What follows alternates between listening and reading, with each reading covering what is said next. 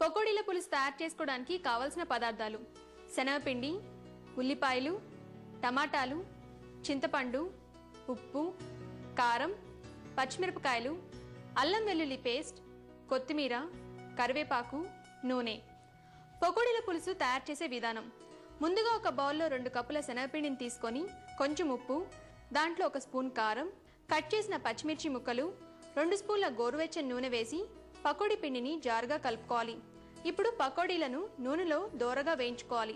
ఆ తర్వాత స్టవ్ మీద వేరే ప్యాన్ పెట్టుకొని 2-3 గరిటెల నూనె వేసుకొని అది వేడెక్కాక ముక్కలుగా కట్ చేసిన పెద్ద ఉల్లిపాయ వేసి వేయించుకోవాలి.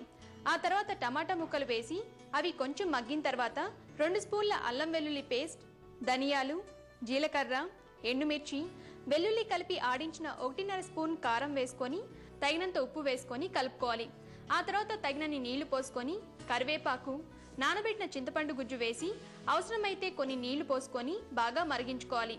ఇది కొంచెం దగ్గర పడ్డాక ఇంతకుముందు వేయించుకున్న పకోడీలు వేసి 2 నిమిషాలు ఉంచుకోవాలి. దించే ముందు కొత్తిమీర జల్లుకొని ఒక బౌల్లోకి తీసుకోవాలి. అంతే, ఎంతో రుచిగా ఉండే పకోడీల పులుసు తయారు.